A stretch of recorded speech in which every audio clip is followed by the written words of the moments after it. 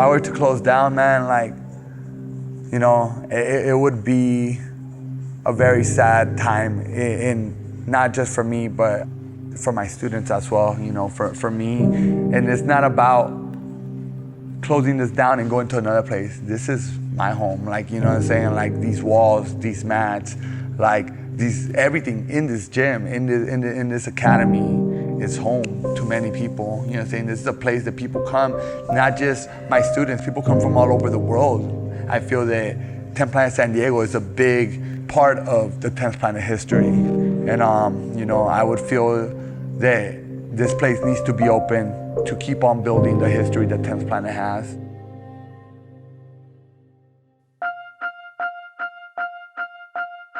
It has now been a year since the WHO first declared COVID-19 a global pandemic on March 11th, 2020. As we look back on this never-before-seen time capsule, captured 2 months into the first statewide lockdown order that shuttered every business deemed non-essential, and in an era where tomorrow's news quickly overshadows the lessons from today, I leave this here for future generations of our great Jiu-Jitsu community to better understand this moment in history. In this episode, Richie, Boogeyman Martinez, founder of 10th Planet San Diego, gives us his perspective on Jiu-Jitsu in the COVID-19 era.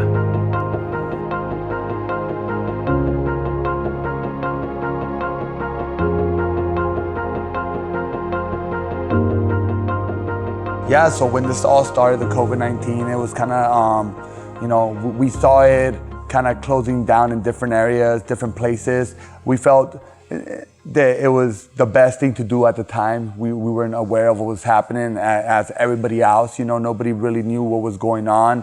And it was kind of a scary time, you know, not just for the gym, but for people in general.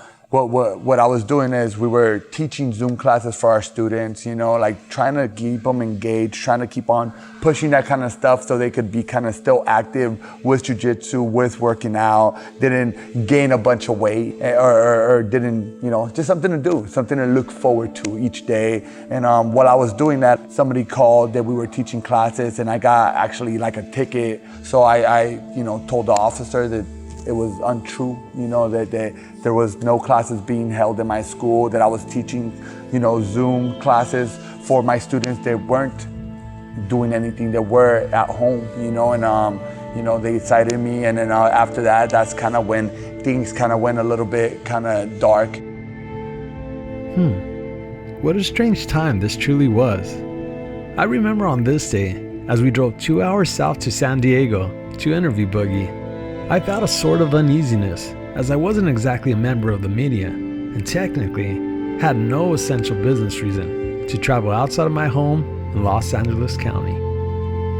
Now looking back, it's the silliest thing in the world, but so was getting a ticket for teaching Zoom Jiu-Jitsu classes. Even so, the story of Prohibition-era Jiu-Jitsu, as I like to call it, had to be told. And as we sat here talking, Boogeyman's brother Gio Martinez's school at 10th Planet Oceanside was being raided by the police as he threatened to arrest everyone, including members, next time they came out. With so much legal uncertainty around trying to navigate being a non-essential business, I wanted to know if there were any words to describe how Boogie was feeling. One of the words would be helpless, man. Like, I feel like I can't, I feel I have no choice. I feel my rights are gone. I wish I could open up and put a big sign that says, we're open for business again. Just like Home Depot, just like Target. Like, I wish I could give that to them. I can't. We should listen, but we should respect other people's opinion. You know, people that are scared, I understand why you're scared. I'm scared too. You know what I'm saying? Like make sure if you're sick, stay at home. Make sure if you're worried, stay at home. Make sure you're safe. Make sure, like, if you feel that the social distancing is 100% what needs to happen, please do it. But then there's also other people like me that you should listen to this, like, yo, I need to bring money for my family. I need to make money for my family. I need to make money so my gym does not close down. I'm respecting you, I'm respecting what you're thinking, but you should respect me, what I'm thinking, what I'm doing, you know what I'm saying? Most of these people are working from home, and they're able to make money and provide for their family. Some of us don't have the option. It doesn't matter what industry you're in. The grim reality of being a small business in America meant that at this moment, and for much of the foreseeable future, you were on your own. Regardless of whether you got some measly government loan that would amount to just a drop in the bucket compared to your total losses throughout a sustained closure. There was no one coming to help you pay the bills and the rent. It was up to every man and woman to advocate for themselves, like Boogeyman was doing here. And whether you believe teaching Jiu-Jitsu should have been allowed, or whether you think it should have been a punishable crime for perpetuating the spread of a novel virus in the community, that is for history to decide. All I can say is don't be so quick to condemn others, because next time it could be you fighting for the basic right to provide for your family. You know, at the end of the day, it's like, you know, like my first class was 2 students. Now if we built a class that we have as much as like 60 to 70 people, you know what I'm saying, on a good night, you know, and it's like, I do feel that it's needed for me to keep the doors open. And I feel that it's a place of people's like well-being and mental health. So it's like for me to not keep these doors open would feel failure in the ultimate. It would be the worst thing that could happen. You know, we don't know what people have gone through. We don't know why people are doing jiu-jitsu. You know, we don't know what the reasons are.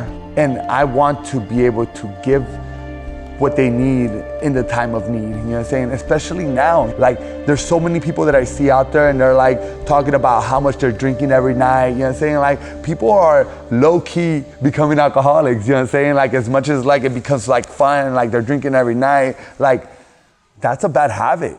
People come here to lose weight, to learn self-defense, to get away from their vices. For me not to be able to provide that for them, I would feel like a bad person, like I failed them, not failed myself.